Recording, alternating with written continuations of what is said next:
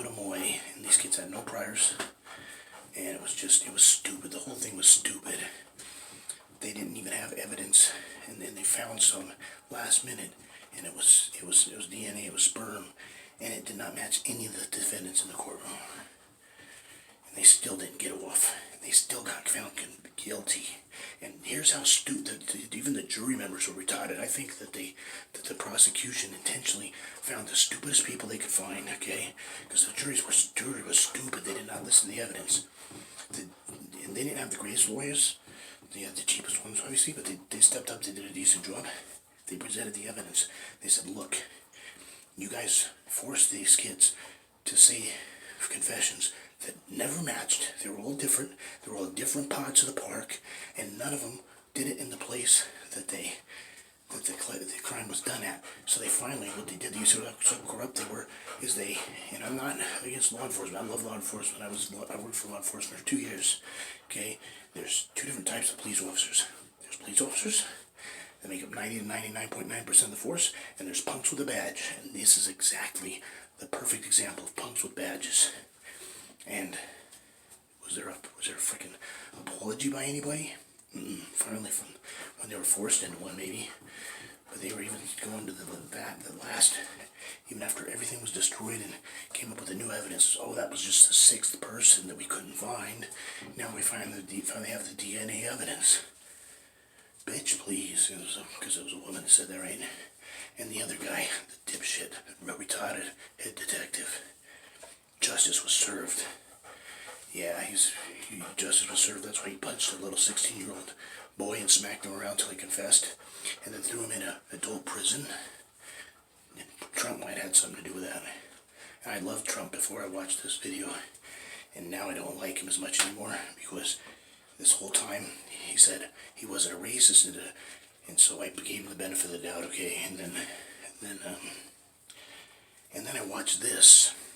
It was a repeat of the late 2000s, okay? I just thought he made an innocent mistake, and he was a good guy, and he was looking out for everything, and all this stuff. Because all my Republican friends were telling me what a great president he was, and he has done some great things. He stopped a lot of sex trafficking and stuff, and I still love him for that. But I do not like the fact that he's a racist, and you can't tell me now that he's a racist, because he's never gone after any white people before, ever. But back in 1989, had that huge witch hunt. It was the biggest fuck up in the history of law enforcement. A lot of innocent people were really hurt. Children were badly hurt.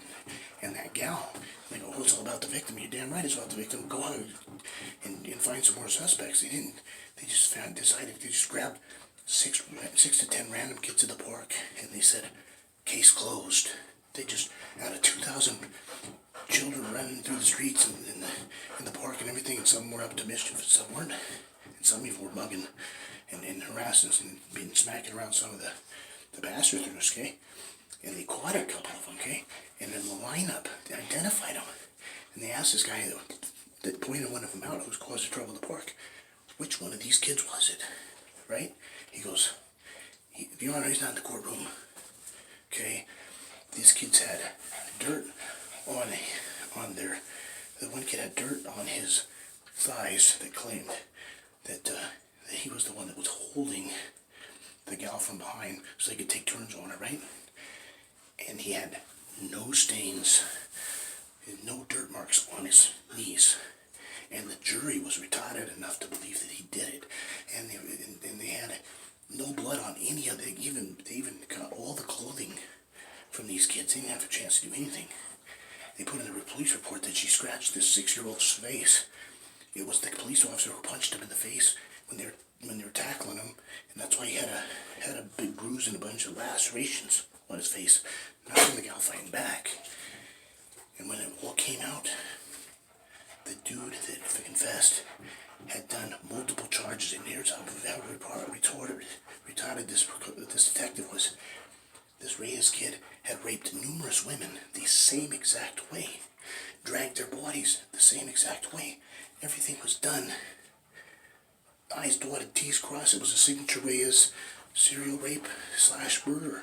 But the gal didn't die. But the only problem was she couldn't identify anybody because she had too much brain damage from this knucklehead kid who did the whole thing all by himself. Hit her with the rock. I mean, everything.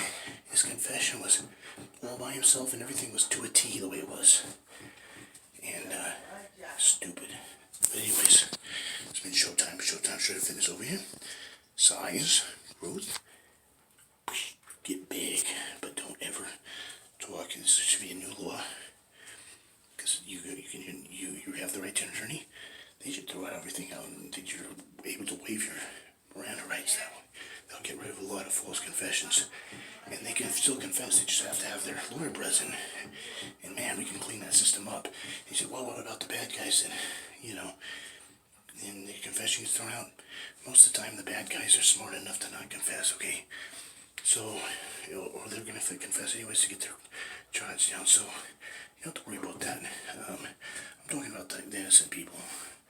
And I got some more proof how the system works and how it can work well and how it can work bad. And I think that it wouldn't change nothing other than the fact that you're not allowed to declare a statement or a confession without without a lawyer present. We need to start doing that.